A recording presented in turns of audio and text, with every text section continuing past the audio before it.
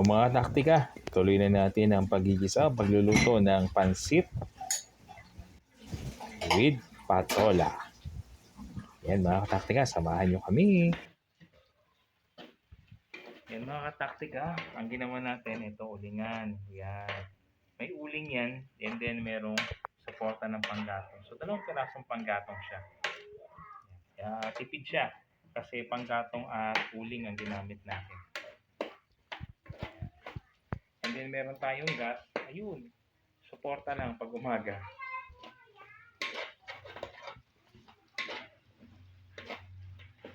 Pang mabilisan gas sa umaga yun.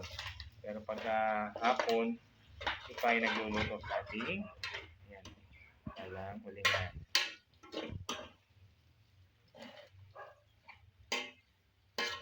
Yan yung panahon sa ating pansit. Bihon canton, lalagyan natin ng pechay at yung harvest natin na talong at saka patola. Nakagulat yung presyo ng carrots. Dahil mataas na ang presyo ng carrots, so ginawa nating alternative sa carrots ay yung patola at talong. Ano ba, nagtanong ako ng carrots magkano kilo? Nilagay sa rin, kukuha na ako ng iba. Yan. Ayan mga kataktika. Yung ating panahon. Ganda na ng kulay. Yung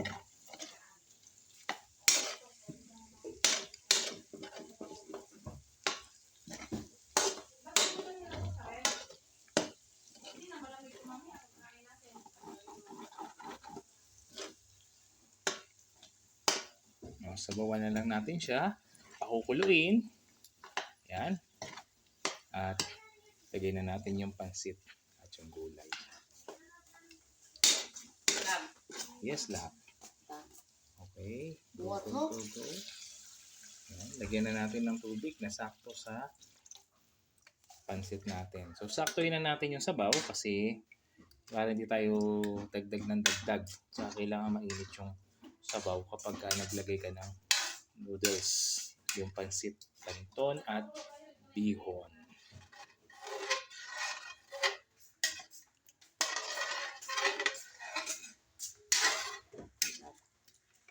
Sige. Yan, lagyan na ng soy sauce. Yan.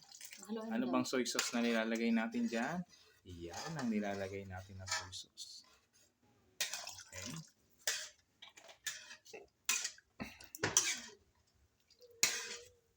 Yan, sakto lang. Sakto-sakto.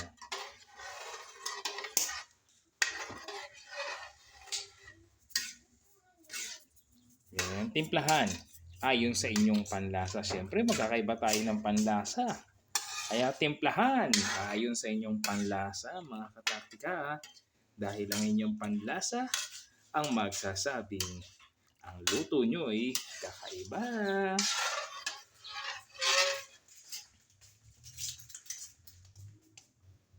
Ilagyan natin ng isang sachet ng magic sarap. Patingin kung ano.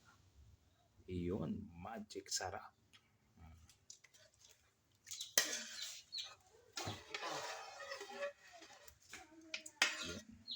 Lagyan din natin ng Maggi oyster sauce. Yan. Hindi pa naman sumarap ang ating pansit nito. Mga kataktika, ewan na lang.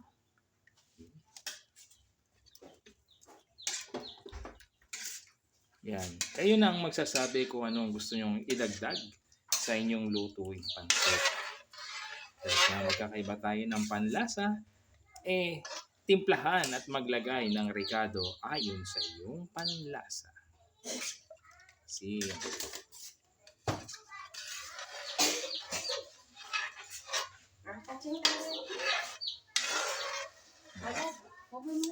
Okay, cover muna para kumulo.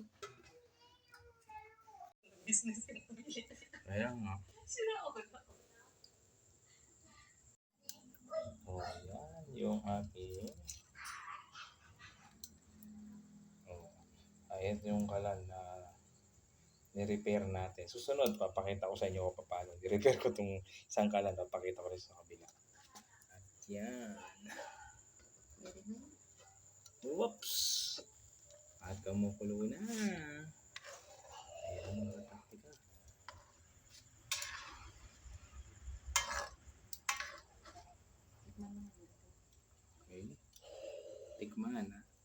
titimplahan ayon sa inyong panlasa.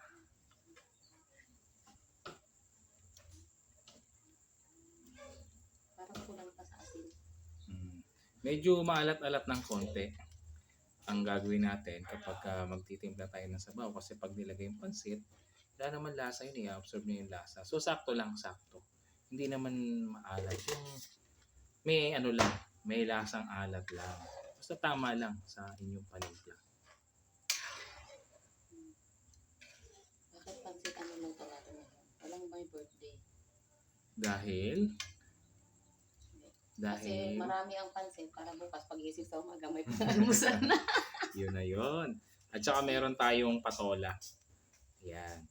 Meron tayong na harvest na patola doon sa ating unang harvest yun. Yung patola natin na nasa sako.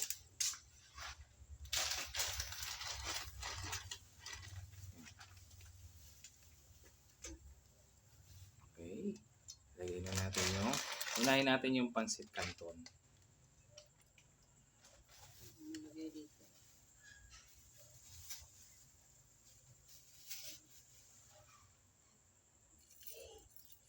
Paliguan ng pansit canton.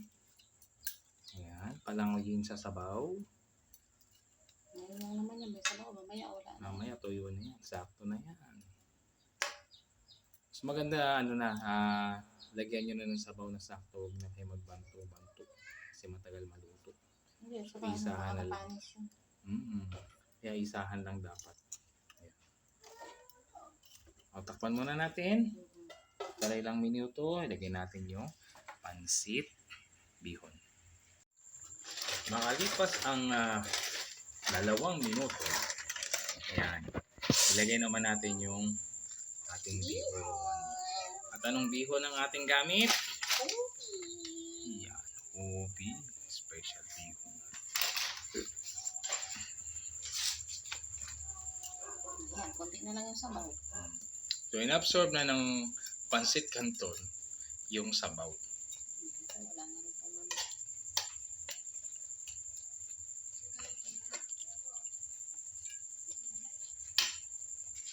Yan. Ang taas ng presyo ng carrots ngayon, mga kataktika. Good thing, namunga na yung ating patola. Meron tayong pang-alternative. Yan. Takpan muna natin ulit. Takpan muna ulit.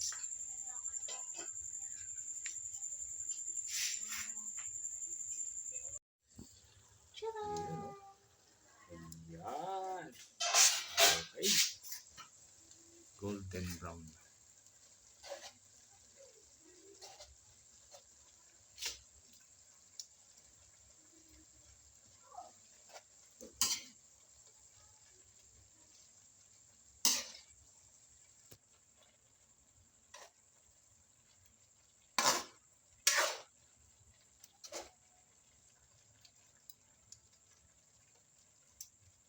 Gulay natin yung pansit. Pakunin ko lang yung gulay. Lagyan na natin si gulay. Okay. Luto-luto na ang ating. At pwede na natin bawasan ng panggatong. Dahil luto-luto na siya. Yan. Lagay na natin yung talong. So, Yung isa kong sabayan natin. talong.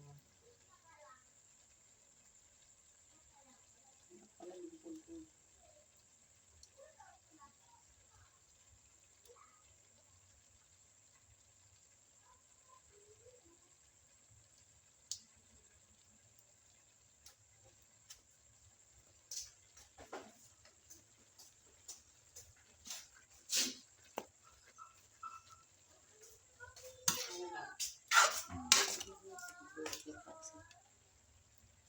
Dapat bawasan natin yung panggatong.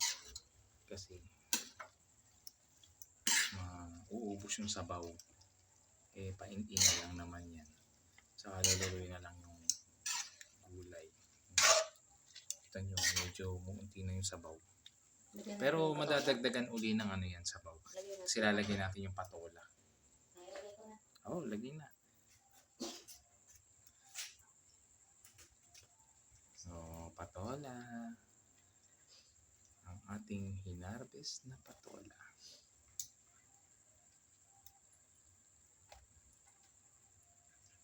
Fresh from the plantation. Plantation, you know.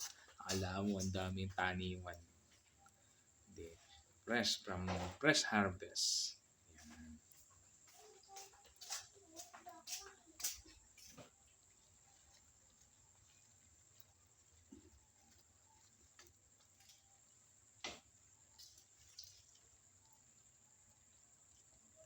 Yan. Yan, pechay.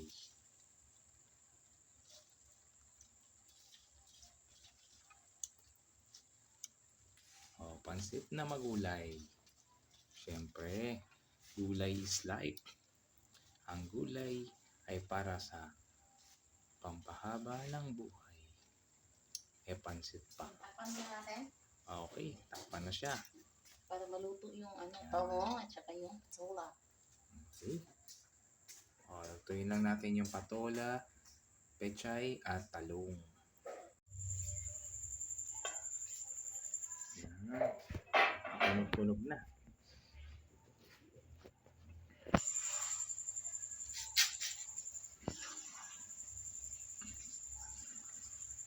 Ang gulay na green. Ang gulay na green. Ang pansit na mag-green. Ang pansit na magulay. Ang pansit na luntian. O, diba? Saan ka pa?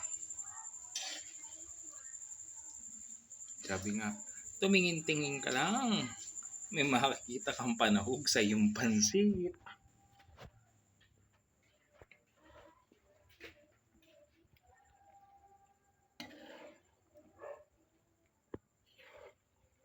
Manamis-namis yan eh. Yung pansit na ganyan. Kasi meron siyang patola. Okay na, okay na. Okay na mga kataktika. It's time to eat Luto na. na ang ating pansit na may talong at patola. O, ready na.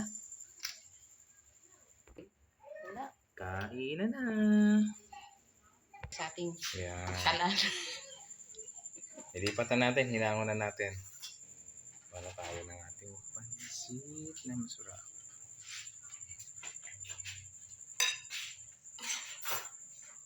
Dapat yung ano tong Okay. Kahit ano yan, basta masandok, walang meron na resources, yun ang gamitin. abang. Siyempre fresh harvest, talong at patola yan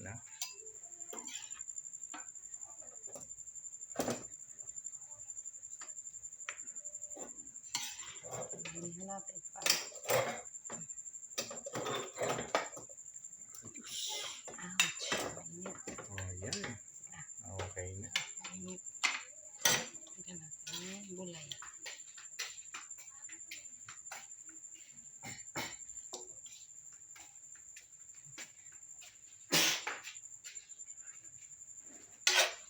Oh, yan mga kataktika. Yan mga kataktika. Ito na yung ating pansit with patola. Yan. Parang kanina, ang daming gulay. Ayan talong, pechay. O mga kataktika, kain na na.